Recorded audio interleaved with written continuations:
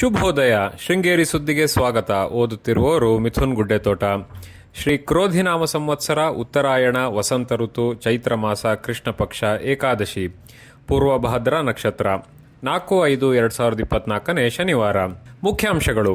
ಗೋಶಾಲೆಗೆ ಯುರೋಪಿನ ಅದ್ವೈತ ವೇದಾಂತ ಆಶ್ರಮ ತಂಡದ ಭೇಟಿ. ಸುದ್ದಿಯ ವಿವರ.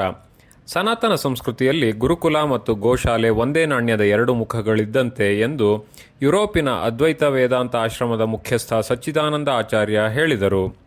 ಕೂತಗೋಡು ಗ್ರಾಮ ಪಂಚಾಯಿತಿಯ ಬೇಸೂರಿನ ಶ್ರೀ ಜಗದ್ಗುರು ಚಂದ್ರಶೇಖರ ಭಾರತಿ ಗೋಶಾಲೆಗೆ ಶುಕ್ರವಾರ ಭೇಟಿ ನೀಡಿ ಮಾತನಾಡಿದರು. ಹಿಂದೂ ಧರ್ಮದಲ್ಲಿ ಗೋವನ್ನು ವಿಶೇಷ ಗೌರವದಿಂದ ತಾಯಿ ಸ್ಥಾನ ನೀಡಿ ಪೂಜಿಸಲಾಗುತ್ತದೆ. ಮಲೆನಾಡು ಗಿಡ್ಡ ತಳಿಯ ಜಾನುವಾರುಗಳ ಗೋಶಾಲೆಯನ್ನು ಯುರೋಪಿನ ಅದ್ವೈತ ವೇದಾಂತ ಆಶ್ರಮದಲ್ಲಿ ಮಾಡಲು ಯೋಜನೆ ರೂಪಿಸಲಾಗುತ್ತಿದೆ ಎಂದರು.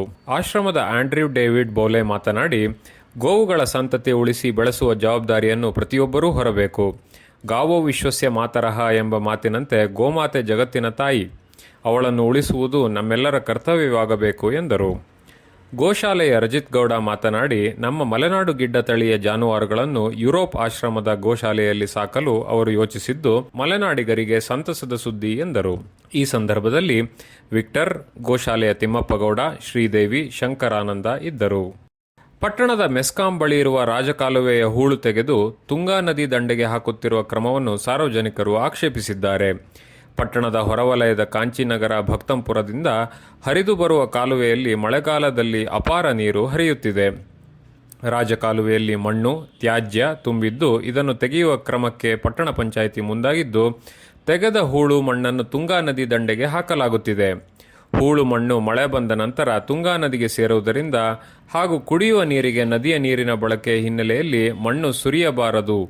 ಈಗಾಗಲೇ ಸುರಿದಿರುವ ಹೂಳು ಮಣ್ಣನ್ನು ನದಿ ದಂಡೆಯಿಂದ ತೆಗೆಯಬೇಕು ಎಂದು ಸಾರ್ವಜನಿಕರು ಒತ್ತಾಯಿಸಿದ್ದಾರೆ.